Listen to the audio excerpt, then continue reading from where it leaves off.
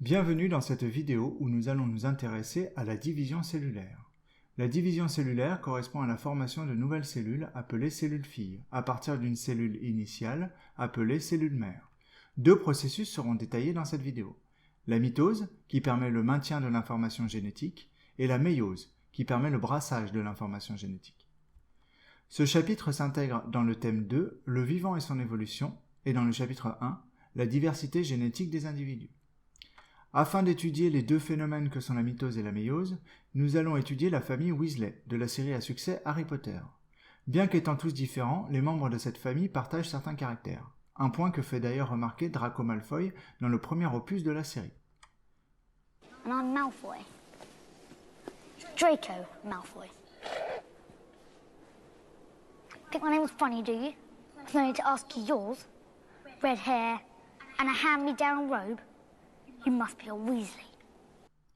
Un coup d'œil à l'arbre généalogique des Weasley permet de confirmer les dires de Malfoy. Je jure solennellement que mes intentions sont mauvaises. Le caractère de la couleur des cheveux roux est bien présent chez chacun des membres de la famille Weasley. Cependant, chacun des membres de cette famille possède ses caractères propres, à l'exception de Fred et George, qui sont des vrais jumeaux. Nous reviendrons sur leur cas. Chaque enfant Weasley provient de l'accouplement des parents Molly et Arthur Weasley.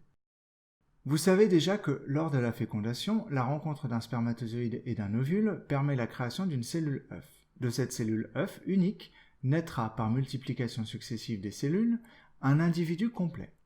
Chacune des cellules de ce nouvel individu possédant une copie complète de l'ensemble de l'information génétique de l'individu.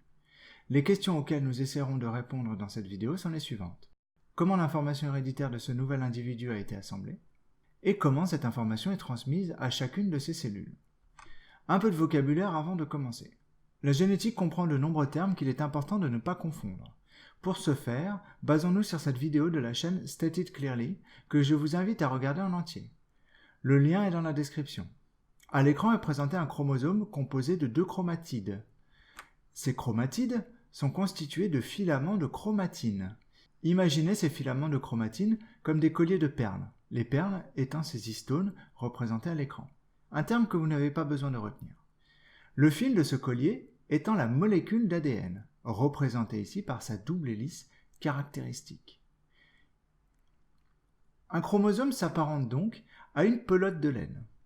Le fil de laine correspondant au filament de chromatine. Voici le schéma très simplifié d'une cellule qui devrait vous rappeler vos cours de 6e. Nous avons déjà vu en cours que c'est dans le noyau qu'est située l'information génétique. Pendant la plus grande partie de la vie de la cellule, cette information génétique est sous la forme d'un filament de chromatine. Imaginez l'aspect d'une soupe de nouilles chinoises.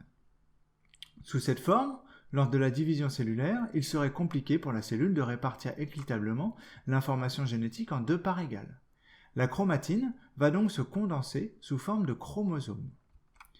Le karyotype humain comporte 46 chromosomes, visibles quand la cellule entre en division. Ces 46 chromosomes sont divisés en 23 paires, et ils sont tous présents en totalité dans la très grande majorité des cellules de votre corps. Lors de la division cellulaire, toute ou une partie de cette information est transmise aux cellules filles. Il faut ici distinguer mitose et méiose. Dans les deux cas, nous débuterons avec une cellule comprenant 46 chromosomes à une chromatide. À noter que la mitose permet la création de nouvelles cellules du corps, tandis que la méiose permet la fabrication de gamètes, les cellules reproductrices mâles et femelles. Au cours de la première étape, dans les deux cas, il y a duplication des chromatides. On obtient donc 46 paires de chromosomes à deux chromatides. Dans l'étape suivante apparaissent quelques différences. En mitose, la division cellulaire a lieu, les chromatides de chaque chromosome à deux chromatides sont répartis dans chaque cellule fille. On obtient deux cellules filles à 46 chromosomes à une chromatide. Ces cellules sont identiques à la cellule mère avant le début de la division. En méiose, ce sont les chromosomes de chaque paire qui se séparent et on obtient donc deux cellules filles contenant 23 chromosomes à deux chromatides. La méiose ne s'arrête pas à cette étape. Une deuxième division a lieu, séparant les chromatides de chaque chromosome, permettant la création de 4 gamètes, ici des spermatozoïdes, à partir de la cellule mère initiale. Chacun de ces gamètes contient 23 chromosomes à une chromatide. Si l'on compare l'évolution de la quantité d'ADN dans les cellules en fonction du temps lors de la mitose et de la méiose, on observe que dans les deux cas, la quantité d'ADN double progressivement avant la division. Pendant la deuxième étape, dans les deux cas, il y a réduction par 2 de la quantité d'ADN lors de la division en 2 cellules filles. Dans le cas de la mitose, il y a séparation des chromatides. Dans le cas de la méiose, il y a séparation des chromosomes de chaque paire. La méiose est suivie d'une étape supplémentaire, où les chromatides de chaque chromosome se séparent et sont répartis dans les gamètes, d'où la diminution de la quantité d'ADN par cellule observée sur le graphique. Observons la répartition de 4 allèles, représentés ici en vert, jaune, violet et orange, lors de la mitose et de la méiose d'une cellule mère à 2 paires de chromosomes. Je rappelle que les allèles sont des versions de gènes. Nous focaliserons notre attention sur la répartition des allèles lors de la méiose, étant donné que la mitose permet la création de cellules filles identiques qui possèdent donc les mêmes allèles que la cellule mère initiale.